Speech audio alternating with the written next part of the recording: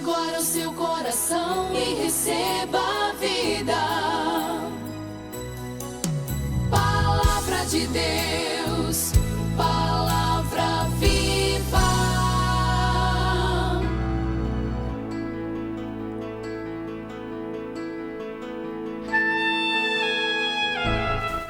Glória a Deus. Se você pode, abra então a sua Bíblia agora no segundo livro dos Reis, capítulo de número 3. Segundo livro dos Reis, capítulo de número 3. Esta é a palavra que Deus colocou no meu coração e nós vamos meditar nela nesta tarde. Amém? Segundo livro dos Reis, capítulo de número 3 e os versículos 17 e 18. Versículos 17 e 18 para nossa meditação. O epígrafo desse texto fala sobre a guerra entre Israel e Moabe. Eu sei que não vai dar tempo de a gente entrar em todos os detalhes desse texto, mas sem dúvida dá para a gente extrair algumas lições belíssimas aqui dessa palavra. Segundo o livro dos Reis, capítulo de número 3, versículos 17 e 18, para nossa meditação nessa tarde, nesse momento. Diz assim a palavra do Senhor: pois vocês não vão ver chuva, nem vento, mas mesmo assim o leito deste ribeirão vai se encher de água, e vocês, o seu gado e os seus animais de carga terão muita água para beber. Verso 18. E Eliseu continuou: e para o Senhor Deus é fácil fazer isso. Ele também lhes dará a vitória contra os moabitas. Glória a Deus. Palavra poderosa esta, viu? Já tem uns dias que eu venho meditando nessa passagem e Deus fala comigo. Eu tenho certeza que Ele também vai falar com você nesse instante, tá bom? Então vamos aqui a introdução desse texto. Esse texto aqui fala de quando o rei Jorão, né, Acabe, morre. Jorão, ele é o filho de Acabe, e é claro, o pai morre, o sucessor, que é o filho mais velho, assume o trono. Geralmente a regra é esta: quando Acabe morre, seu filho Jorão assume a liderança do povo de Israel, da nação de Israel. E aí o texto diz que Jorão, ele seguiu os passos do seu pai Acabe. Ele começou a fazer o que era mal aos olhos do Senhor. Ele começou a conduzir o povo pelos caminhos pecaminosos de seu pai. Porém, o início de Jorão foi até louvável. O início de Jorão foi até... Ele começou derrubando os altares, a coluna do deus Baal que o seu pai havia mandado levantar. Só que depois ele foi se perdendo, depois ele foi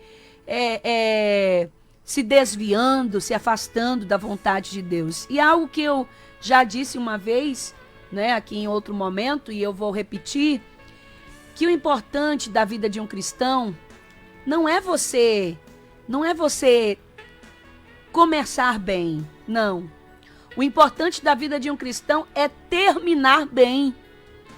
Porque muitas vezes a gente até começa bem e termina mal.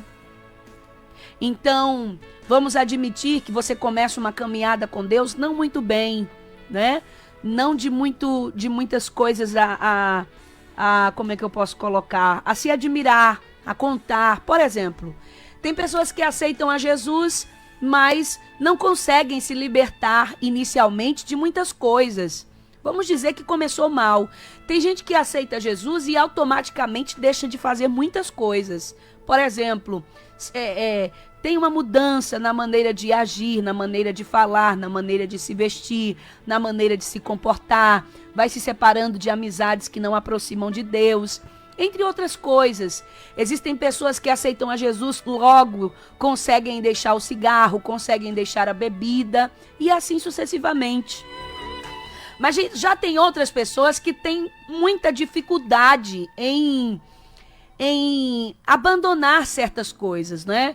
Constantemente nós recebemos aqui pedidos de oração de pessoas que aceitaram a Jesus, mas ainda não conseguiram se libertar do cigarro, ainda vez por outra tem uma recaída com bebidas, né? Pessoas que ainda se sentem totalmente tentadas pelas drogas, pela prostituição, né? E entre outras coisas. Mas o mais importante de tudo isso não é começar bem, não é começar totalmente liberto. O importante de tudo isso é terminar bem, né? Porque tem gente que, a princípio, tem uma mudança radical, mas depois vai declinando na fé e vai voltando a fazer coisas que fazia no passado, vai voltando a fazer coisas que fazia lá no Egito. Tem gente que aceita Jesus e passa um tempão sem beber, passa um tempão sem fumar, passa um tempão sem usar drogas, passa um tempão sem se prostituir, mas depois vai declinando na vida espiritual e volta aos poucos a fazer tudo o que fazia antes. Então, guarde isso. O mais importante, é claro que seria uma bênção se todos nós aceitássemos a Jesus e automaticamente fôssemos libertos de tudo que desagrada a Deus de imediato. Mas nem sempre acontece dessa maneira. Então, o mais importante na vida não é tanto começar bem, mas é terminar bem. E foi isso o que acabou com o reinado de Jorão. Foi que ele começou bem, derrubando as colunas e os altares idólatras que o seu pai Acabe havia erguido, mas ele terminou muito mal, porque ele começou a fazer o que desagradava a Deus, ele começou a seguir o mau exemplo do seu pai. Enfim, não vamos ficar muito nessa tese, porque não é este o foco dessa mensagem. Mas o que acontece é que, nesta época, Jorão era rei da nação de Israel, filho de Acabe, e Josafá era rei da nação de Judá. Era rei da nação de Judá. Você sabe do reino de Judá.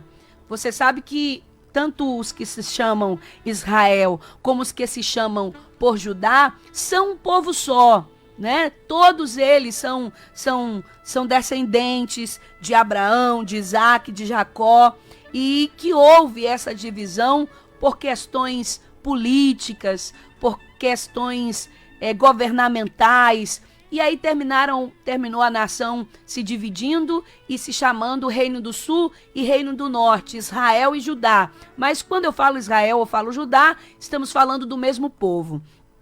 Mas nessa ocasião, Josafá era rei de Judá e Jorão era rei do reino de Israel. E o texto vai dizer que o rei dos Moabitas, chamado Mesa, ele pagava tributos a Acabe enquanto Acabe era vivo. O texto vai dizer que ele pagava anualmente para Acabe 100.000 carneirinhos e a lã de 100.000 carneiros. Anualmente ele pagava isso para Acabe. Quando Acabe morreu e o seu filho Jorão assumiu o trono, Mesa, o rei dos Moabitas, não se viu mais na obrigação de continuar pagando os tributos, de continuar pagando os impostos. Ele não se viu mais na obrigação. E isso incomodou de certa forma a Jorão, filho de Acabe, e nesta ocasião rei do reino de Israel, e ele pensa que o rei estava se rebelando contra ele, que o rei estava se levantando contra ele. E é por isso que ele vai à procura do rei Josafá, que liderava o reino de Israel, e vai dizer o seguinte: olha, Josafá, eu quero te convidar para que você possa enfrentar o rei Mesa, o rei dos Moabitas, juntamente comigo. Por quê? Porque ele se revoltou contra mim. Simplesmente o meu pai morreu e depois que meu pai morreu, ele não quer mais pagar os tributos. E o texto diz que Josafá concorda. Josafá diz a ele, tudo bem, eu concordo, eu vou com você. Inclusive um outro rei, que era o rei dos Edonitas, também se junta a Jorão e a Josafá para combater contra o rei dos Moabitas, que era Mesa. Então, a palavra de Deus vai dizer que durante 7 dias eles começaram a subir até Moabe.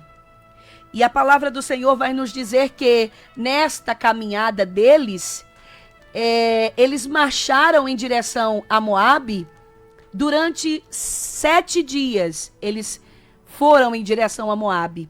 E no meio do caminho acontece o imprevisto. No meio do caminho acontece algo que era fatal. Acaba a água. A água acabou, provavelmente não levaram água suficiente, ou até mesmo não foram prudentes no consumo da água, consumiram mais do que deveria para que fosse o suficiente pelos dias que eles iriam caminhar até Moabe. Ou derramaram, enfim. O texto não vai dizer exatamente o que levou eles a perder, realmente a palavra é essa, a perder a água que eles levaram. Mas a verdade é que a água acabou. E não tinha água mais para os homens de todo o exército, como não tinha água mais para os animais. E aí a ciência vai dizer que uma pessoa consegue ficar até 30 dias sem comer. Mas essa pessoa não consegue ficar mais do que 3 dias sem tomar água, no máximo 5 dias, para quem tem uma vida sedentária, uma pessoa que não pratica exercícios. Então é impossível viver mais de 5 dias sem o corpo começar a entrar num estado de desnutrição por mais de 5 dias. É impossível. Eles podiam até ficar sem água, mas não sem comida, mas não conseguiriam ficar sem água. E isso começa a desesperar o coração de Jorão, que chama o rei de Edom, chama Josafá e diz assim: olha, Deus provavelmente decidiu nos entregar na mão do rei de Moabe. Por quê? Porque a água acabou. Não tem água para os homens, inesperadamente acabou a água dos animais e agora a gente não tem o que fazer. Sem água e sem forças para fazer o caminho de volta, certamente nós seremos derrotados na batalha contra os moabitas. E aí, coisa boa, não é? A gente andar com gente que tem visão do céu. Coisa boa é a gente andar com pessoas que procuram a Deus como primeiro recurso e não como último, né? Porque às vezes se conversa com todo mundo, só não se fala com Deus. Às vezes nós contamos nosso problema para todo mundo, só não contamos para Deus. E às vezes, no momento que a gente mais precisa, o recurso que é fundamental para a gente continuar de pé, para a gente continuar vivendo, para a gente continuar caminhando, para a gente continuar existindo, se acaba. E foi exatamente o que Deus permitiu que acontecesse, que a água, que era fundamental para eles e para os animais, acabasse. E é algo que acontece com você e comigo de vez em quando, né? Parece que a situação já está difícil, temos que enfrentar uma grande guerra e como se não pudesse piorar, o que é essencial na vida da gente acaba. O que é essencial na vida da gente entra em escassez. Nós começamos a enfrentar a dificuldade do que é essencial na vida da gente. Mas como eu falei, coisa boa é a gente se juntar com pessoas, estar ao lado de pessoas, conviver com pessoas, ou ser pessoas que buscam a Deus em primeiro recurso quando as coisas difíceis acontecem. Quando a escassez bate em nossa porta, quando o que é fundamental para nós se acaba, quando o que é necessário para nós se esgota. E esse era Josafá. Porque enquanto Jorão estava desesperado, porque não tinha mais água, Josafá disse assim: aqui tem algum homem de Deus? Ali onde eles pararam, onde eles acamparam. Aqui tem algum homem de Deus? Tem algum profeta? Vamos consultar a ele para saber o que é que o Senhor diz. Jorão já estava colocando a culpa em Deus e dizendo: olha, Deus certamente decidiu nos entregar na mão dos moabitas. Deus decidiu nos derrotar nessa batalha. Mas Josafá não, a postura de Josafá foi diferente. Josafá disse o seguinte: olha, vamos procurar um homem de Deus? Vamos ver se é realmente isso que Deus está pensando? Vamos ver se é realmente isso que Deus está tentando fazer conosco, porque no momento de dificuldade é muito fácil a gente colocar a culpa em Deus dos nossos problemas. No momento de dificuldade, geralmente nós somos tentados a achar que aquele mal que sobreveio sobre nós, ele vem da parte de Deus. Nós somos tentados a achar que aquilo que nós estamos vivenciando, Deus tem participação naquilo, e nem sempre, meu amado, nem sempre. Mas que você e eu aprendamos a postura de Josafá, porque nem sempre que o Senhor nos submete a alguma situação é porque Ele está nos castigando. E sempre, eu digo isso com toda a convicção, sempre, todas as vezes que você entrar numa situação difícil, Deus não está querendo te derrotar. Deus não está querendo te ver derrotado. Deus não está querendo te destruir. Como muitas vezes nós somos tentados a achar: ah, Deus, o Senhor está querendo que eu perda. O Senhor parece que me entregou ao fracasso. O Senhor me entregou à derrota. Isso não é verdade. Jorão começou logo a dizer: olha, Deus nos entregou para morrer.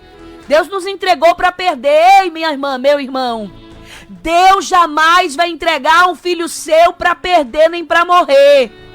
É verdade que Jorão estava em desobediência, e quando a gente está em desobediência, a gente tem que temer um pouco, porque às vezes Deus pode permitir uma situação para nos ensinar, para nos trazer de volta ao seu amor. Mas entenda que até a correção de Deus, o propósito é te resgatar, o propósito é te restaurar. Quando Deus permite uma situação na sua vida por desobediência, é porque Ele está querendo trazer você de volta para o seu amor, é porque Ele está querendo trazer você de volta ao arrependimento. Nunca uma correção de Deus vai ser para matar um filho seu. Nunca uma correção de Deus vai ser para destruir de uma vez um filho seu. Nunca uma aprovação será porque Deus quer nos ver derrotados. Não!